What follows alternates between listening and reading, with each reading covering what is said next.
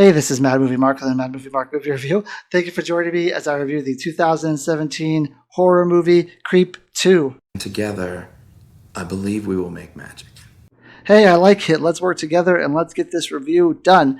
Now, just off the bat, I've never seen the movie Creep 1. The reason why I watched Creep 2 is because I'm currently reviewing every movie that has 100% fresh rating from the critics in chronological order, and this movie does have 100% fresh rating from the critics and a 72% fresh rating from the audience. That being said, I also am not a huge horror movie fan, and the reason for this is because I used to watch horror movies when I was a kid. I thought they had really good plots. I thought everything was great with the horror movies back then, and then a little movie called The Blair Witch Project came around, and basically every movie after that was a shaky cam found footage movie.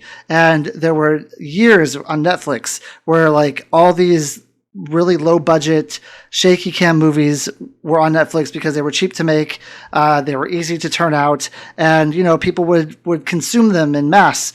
And I just really started hating found footage shaky cam movies. And I mean, Blair Witch happened a long time ago. So I don't read a lot about what these movies are about before I watch them and review them. I knew this was a sequel. I knew it was a horror movie. But to my shock and sort of dismay, I guess, this is also a found footage movie. And I was like, what's my luck that I stopped watching horror movies because they're all shaky cam found footage movies, and then I start watching this one, and it's the same thing.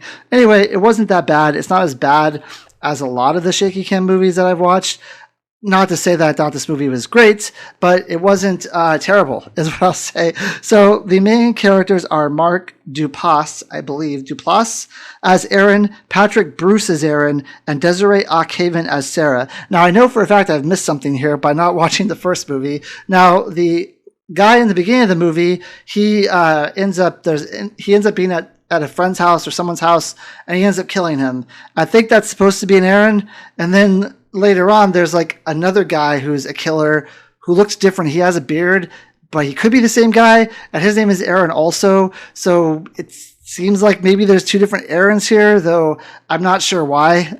Maybe they're the same actor, but I don't know why there's two guys playing Aaron just right off the bat. I didn't think that was very clear. But anyway, this movie starts out with a girl named Sarah. She has this YouTube channel called Encounters, and apparently the channel's been around for like 10 years or something, and she's not very happy with the amount of followers she has. She's not very happy with the amount of engagement that she's getting.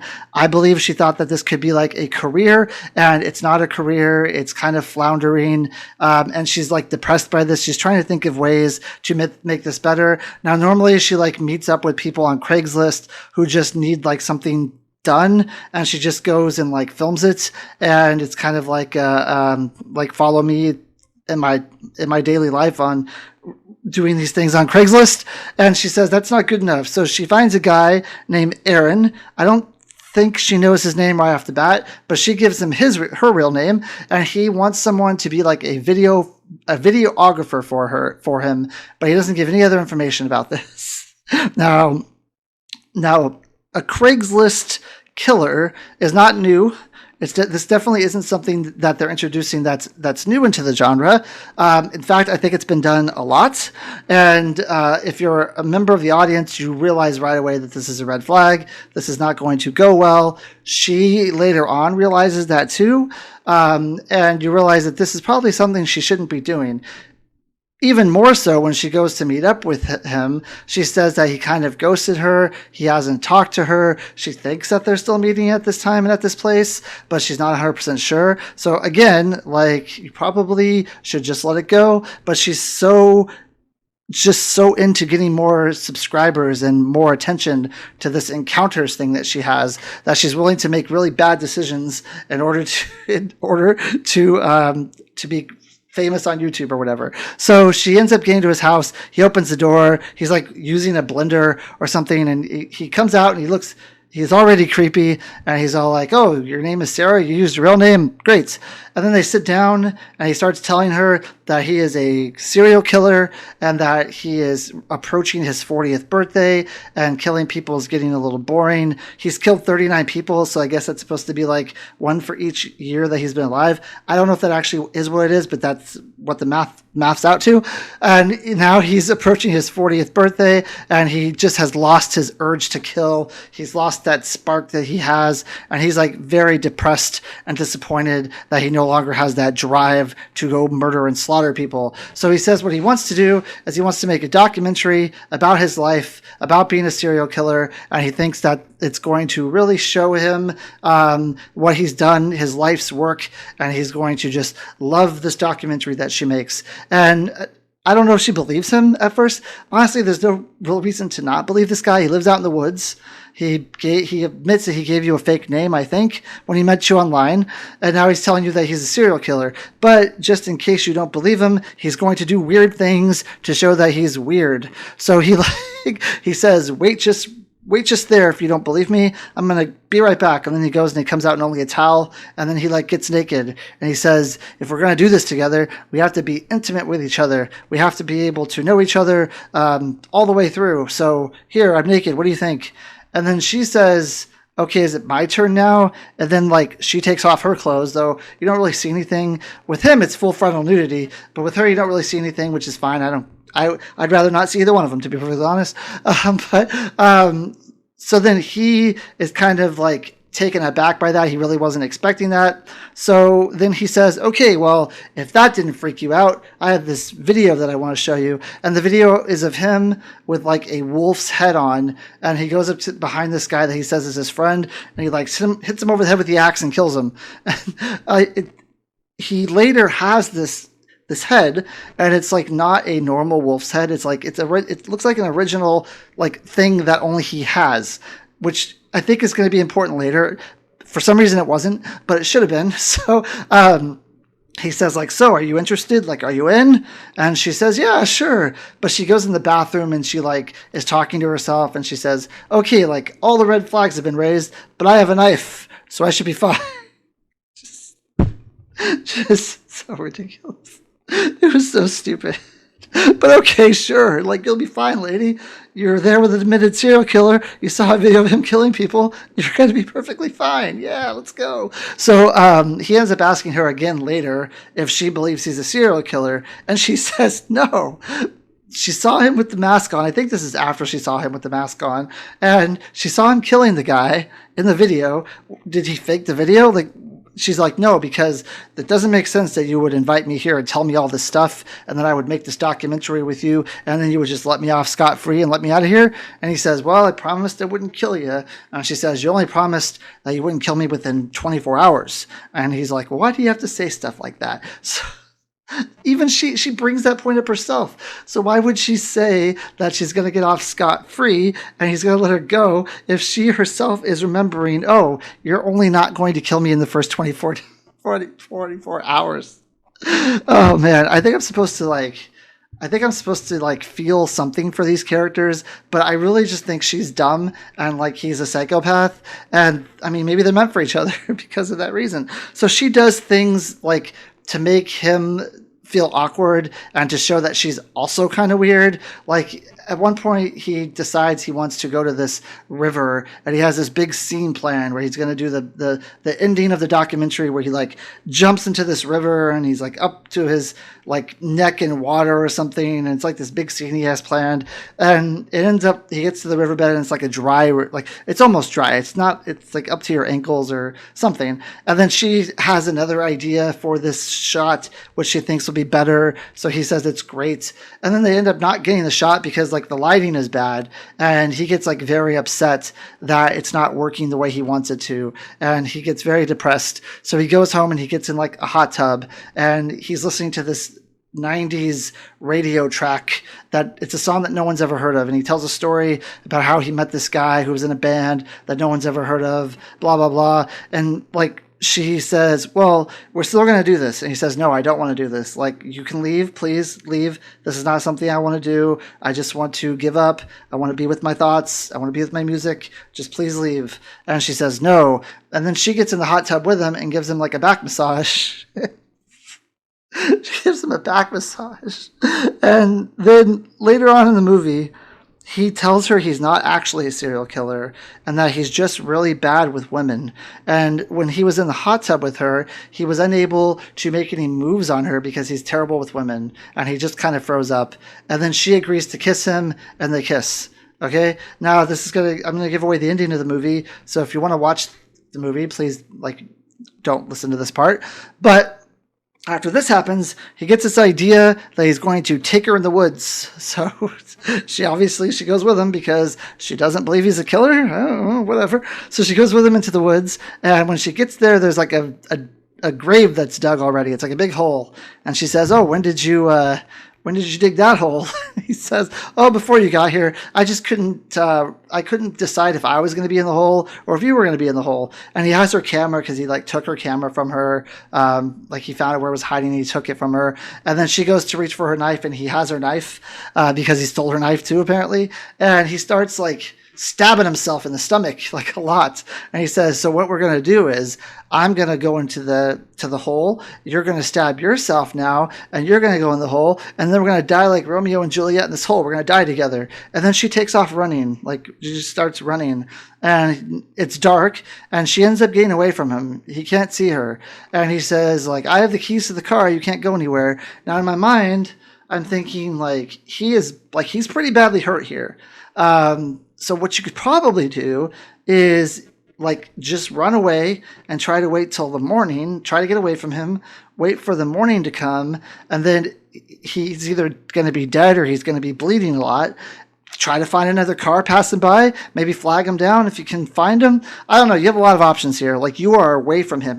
He can't see you. He doesn't know where you are. You are in a good position. You are you're in the position you want to be in. You can do whatever you want here. It's time to make the smart move. So what does she do? She comes up and clocks him in the head from the side. He's fine. He's not injured. And then he chases her down. He gets her to the ground and you just see him stabbing her. And then he pulls her into the hole and then he has her camera and he says into the camera, "I don't think she's going to make it. I think she's probably going to die. I think I'm going to be fine though." And I had a hard time. I didn't know how to tell her that. I had planned to be fine. I knew I was going to live through this. So, I'm going to be good.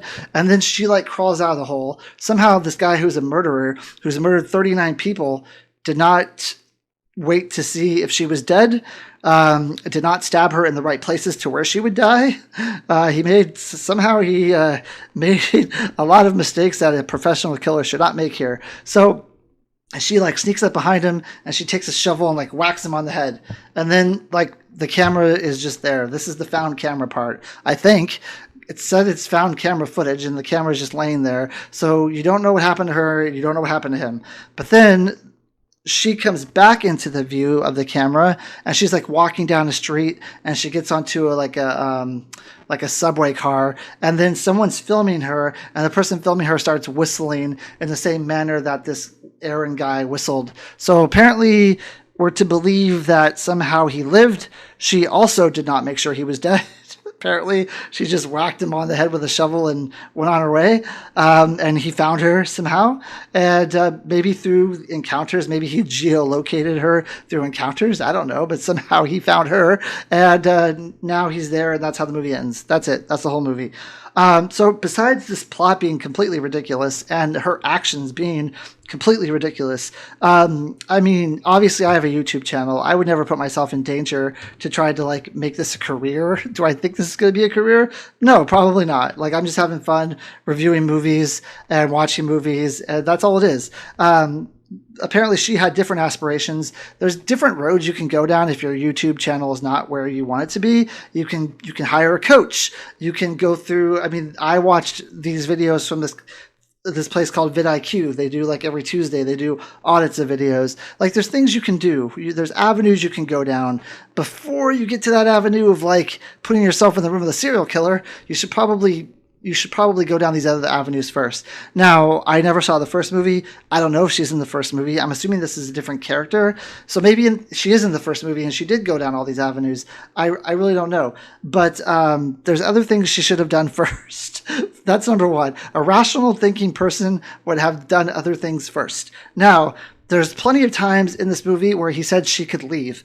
Was he being truthful about that? Would he actually have let her leave? I actually have no idea. But she could have at least tried to take him up on some of those offers, because he's clearly, even if he's not a murderer, there's clearly something wrong up here to where maybe you don't want to pursue this. Like maybe your YouTube career is not worth all of this. So her actions were completely ridiculous to me. The plot of this movie is completely ridiculous. I mean, maybe this is supposed to take place in the early years of YouTube, but everyone in the early years of YouTube, I feel like they all blew up because there was like no one doing it. So everyone had tons of subscribers. But I mean, maybe this is when, before it was known that Craigslist was like a hodgepodge of murderers. I don't know. It's completely ridiculous to me. And then the acting, so the guy who plays Aaron with the beard, because I don't know why there's two Aarons, but Aaron with the beard, I thought did a pretty good job of acting psychotic and acting crazy. I thought his character was written a little, it was a little stupid, his character too, some of the stuff he did. I just don't think this is like a believable interaction between two people. I don't believe that this would ever is something that would ever happen. And then like her trying to be like just as weird as him because she's trying to counteract his weirdness. It just came off as like, it was just dumb. Like I didn't see it was as a cat and mouse game. I think that's what it was supposed to be, like cat and mouse, but he has all the cards. Like she really has nothing. She has no way to defend herself except for that knife that she has. That's a ridiculous. If he has an axe and you have a knife, like what are you gonna do? So I mean, he has all the momentum. He has all the power here. So thinking that she's gonna be able to do anything is just stupid. Anyway, besides that, the movie was only like an hour and a half, which was nice. At least it wasn't long. And it still is better than a lot of the movies that I've been watching lately, because at least it was entertaining. Like, it's ridiculous, it's stupid, it's funny at times, but at least it was entertaining. And that's something that not every movie I've watched so far has been. I hear that this is better than Creep 1, which is kind of scary to me, that this would be better than the other one. But also, I'm not a huge horror movie fan. This isn't my wheelhouse. There's a reason why I don't watch horror movies, is because I just think they're all ridiculous and they're all stupid. Mostly, like, except for Paranormal Activity. Paranormal Activity, I had nightmares about that movie for weeks, for months. But most movies I see as stupid, horror movies as dumb. They're fun. I had a lot of fun with this. But as far as like, is it a great movie? Is it a good movie? I don't know. I'm going to give it a 7 out of 10. The reason being because it was entertaining, because this is not in my wheelhouse. So I feel like I was a little more critical than a person who loves horror movies would be. I hold movies up to, it doesn't matter the genre. I feel like I hold them up to too high of a standard when they're actually not trying to be that kind of movie. So it's a 7 out of 10 for me. I think that's a fair score.